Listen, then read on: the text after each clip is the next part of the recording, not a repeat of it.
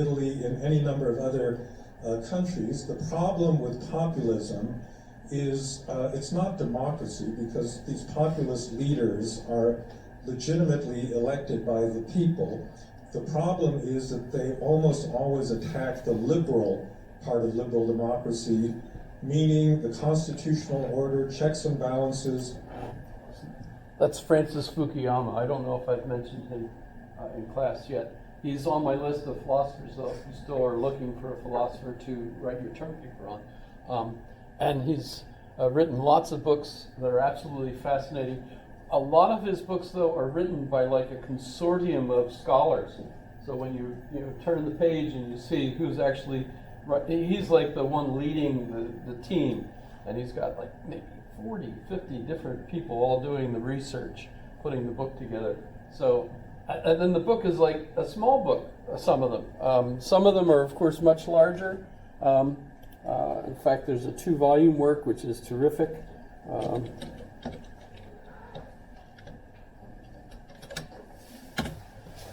show you some of his so this is the one he was talking about there, is the one that got him started. It was originally a paper that he wrote, and then it became a book, The End of History and the Last Man. And notice, as he was saying, the end of history is not, history's all over now, because the Soviet Union has collapsed. No, that's not, the end is the goal. What is the goal of history? And for Hegel, the goal was freedom. More and more freedom. So as he analyzed history in his philosophy of history, what he tried to show was that there were more and more and more individuals with more freedom in each of the evolutionary stages that human history went through.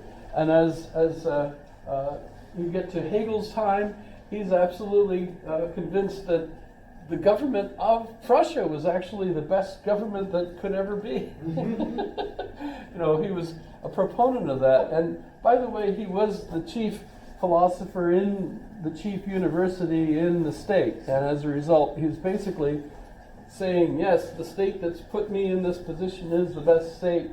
So it was a very comfortable thing to say for him in that society. Although he did say in the future, perhaps America would be the place where the future would be. So he did have that line, which is kind of interesting. Marx, of course, exaggerated and took this because what he saw in his life was not a very good life for the people that he was surrounded by. If you could imagine working with your kid and your wife in a mine in England, think about it. And plus, remember the rickets problem turned out to be lack of sunlight, and part of that was not just because the kids and everybody was down in the mine, because when they came out, the air was so full of coal dust that the sunlight wasn't getting through to some of the cities where all these industrial factories were. And so as a result, you ended up with all these people getting sick because they weren't getting enough sunlight. And vitamin D, of course, is what you get from, you don't get it from sunlight, it encourages your body to make it, right? By the way, this is an important plug here. If you're new to living in Alaska, we're too far north on the earth to get vitamin D encouraged from the sunlight that we get here. So the only alternative is eat whale blubber and krill and things from the ocean, which is what the natives have been doing all their lives, historically. But of course, if you're not into those kinds of foods, the good thing for you is to take vitamin D. There's lots of doctors around town that will encourage you to take vitamin D, especially when the winter comes and it gets darker, because that is something that helps prevent SAD, right? What's SAD? I forget now what SAD is. Something seasonal affective disorder, because it's the season for it. But actually, you need vitamin D even during the summer, because from what I understand, the angle that the rays come in block some of of what the sun encourages us to have our own vitamin D. And of course, your immune system is not very good. So take vitamin D if you get the chance. But Francis Fukuyama goes on, you can see his, I think this is his latest one. I don't know. Oh, here it is, 22. I think I've read this one. But this is all about identity. We're talking about what is a person. That was one of the questions I asked. I also asked as I think the last question on test 3, what is a person? And if we're trying to follow the idea of the evolution of our ideas about what we are, that's where that comes in, because a contemporary person living in the United States is going to have a very different view of what it means to be a self than you would if you were in, say, the Philippines, where you're in a community that everybody's Roman Catholic. No one has any doubt what they're going to be. They're going to be a rice farmer. I'm picking on the Philippines, but you get the idea.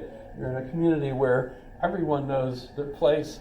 There's no doubt who you are. You're going to hopefully, grow up to be a farmer with a family, and you know how to be a good farmer. So there's no doubt, that's making your mind all wondering, gee, what am I here for? Sorry for another reference to Barbie, but what was I made for? I used to float, now I just fall down. I'm sorry. I was even watching Billie Eilish, and a few other things. But so I highly recommend him. He's really, really good. The double volume set is The Origin of Political Order, and the follow-up book is a second volume that goes with it. I can't see, this one goes from pre-human times to the French Revolution. The second volume actually didn't pick up from there. It was kind of on a different topic altogether. But still, they were excellent if you're interested. And since he's got teams of people helping him do the research, it's almost like you're looking at a compressed opportunity to understand what's going on from a lot of folks all putting things together to give you a kind of a razor sharp view of what's going on.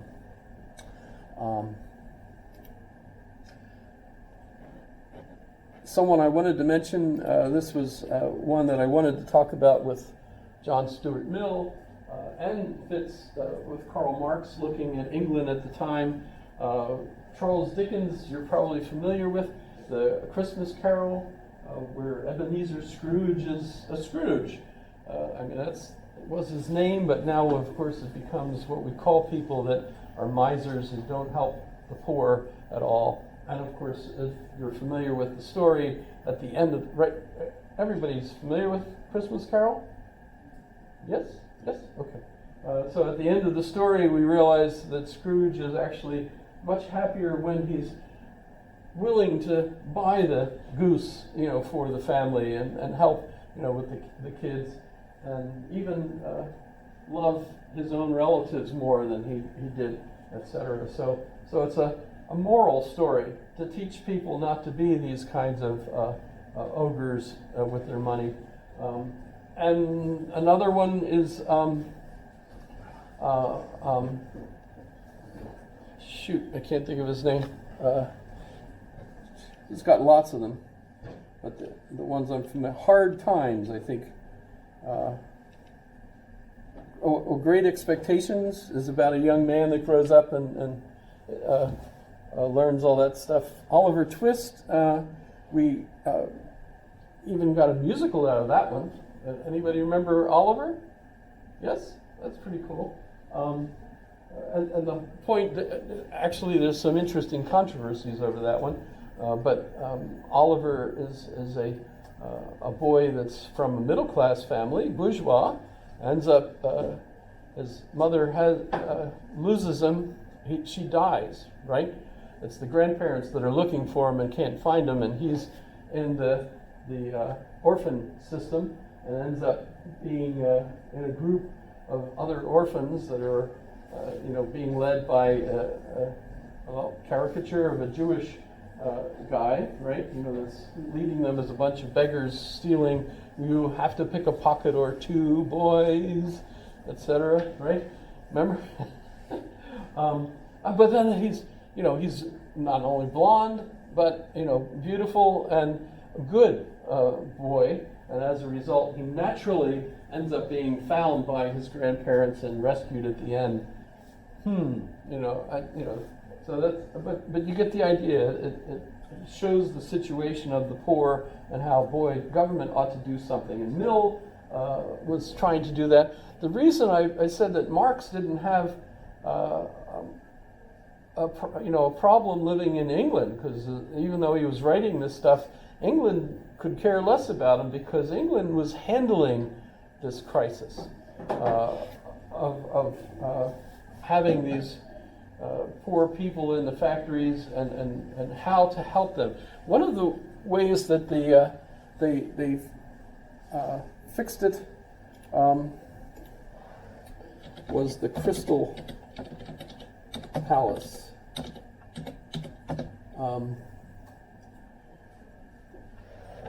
In London.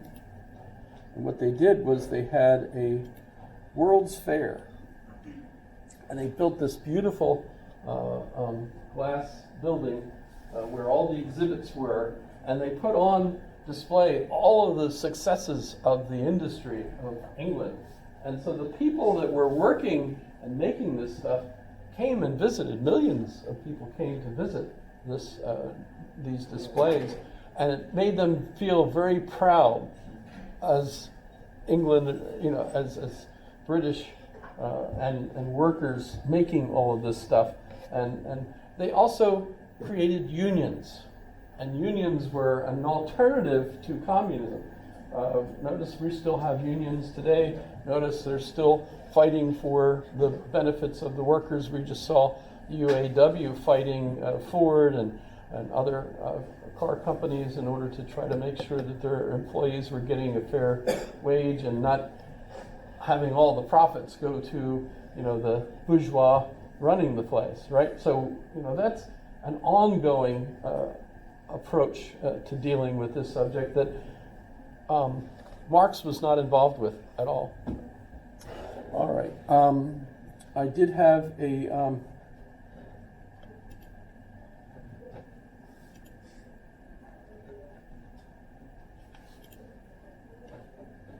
shoot, where did I put it?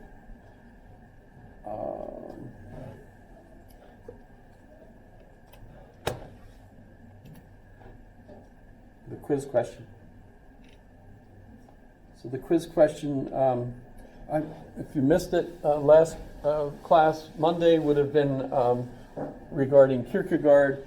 What did Kierkegaard mean by the night of fear and trembling? And then the second quiz question for today is, how do you think communism and socialism differ? It's kind of an interesting question. Not sure there's a right answer, by the way, on that. But how do you think socialism and communism differ? And Monday we'll be looking at Nietzsche. He's our next person. I think everybody's heard of Nietzsche. Who was Nietzsche? And I'll post not only the videos that I hopefully was making with this. I realize they're terrible. I think the last class, the ones that I posted for, that's embarrassingly awful. But hey, it's something. Questions? How are you guys doing? By the way, I've got 2 classes next semester. One is online. It's full already. Oh. 35. So that's full.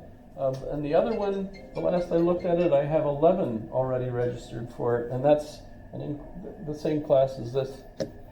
So if you've been advertising for me, so you're not going, so you're just doing the same class as this next semester?